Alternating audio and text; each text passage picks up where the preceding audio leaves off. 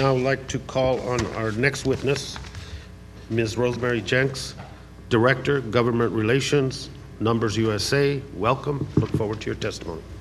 Thank you very much. Good morning, Chairwoman Bordallo, Chairman Grijalva, Ranking Member Tancredo, Congressman Hunter, members of the subcommittees, various subcommittees and committees. Thank you for the opportunity to come here today and discuss the environmental impact of illegal immigration and the border fence. My organization, Numbers USA, represents more than 600,000 Americans and legal residents from every congressional district in America. They have joined Numbers USA because they agree on one thing. We need to set immigration laws in our national interest, and they need to be fairly and effectively enforced. As this map shows, much of the borderland in Arizona is administered by the federal government. I have traveled extensively through this area and spoken with refuge managers, Park Service, Forest Service, and BLM rangers, and members of the Tohono O'odham Nation. Most of the slides in my presentation are from photos I took during those travels in Arizona.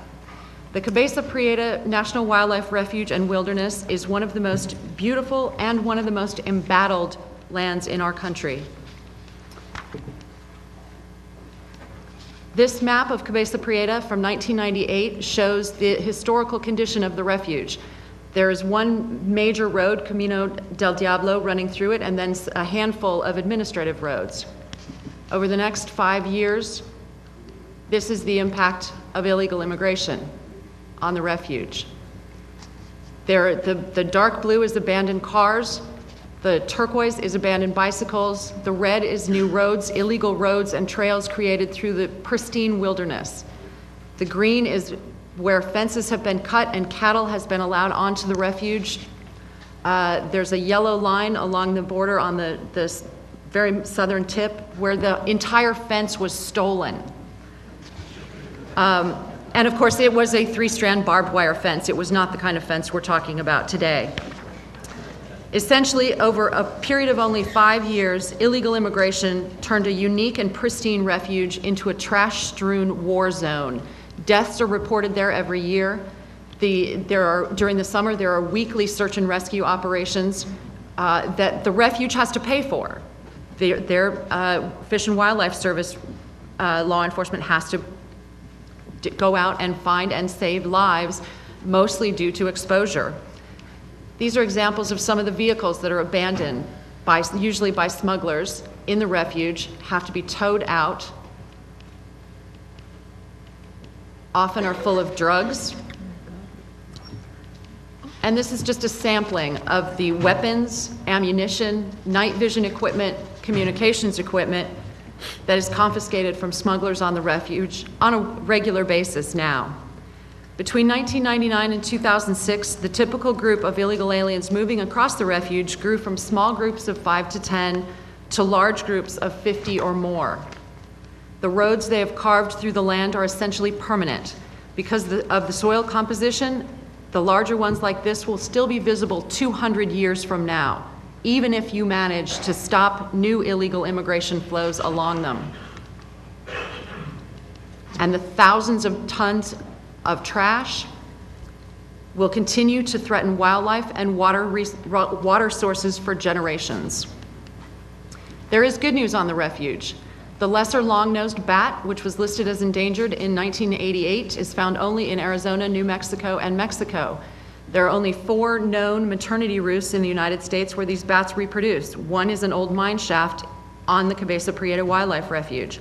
The bats abandoned the maternity roost in 2002 and 2003 after drug smugglers began to use the cave to hole up during the day. Luckily, a common sense solution has sent the smugglers packing.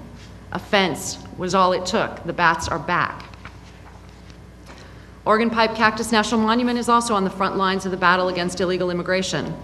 This is the organ pipe for which the monument is named. Saguaro cactus, which can live for hundreds of years, are being cut down by illegal aliens desperate for water and hoping to find it stored inside these plants.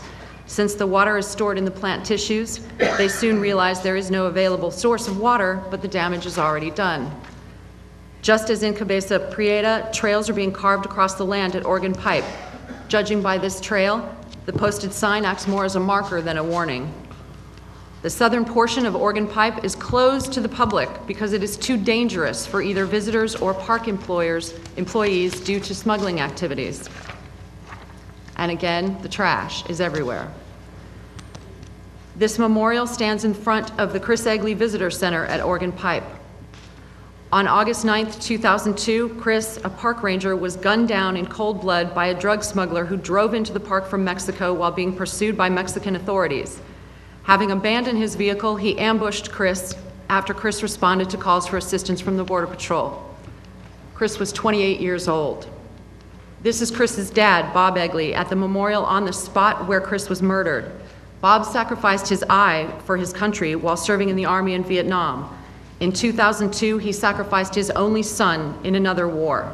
Had the vehicle barrier now in place along the border between Organ Pipe and Mexico been in place in 2002, Chris would be alive today.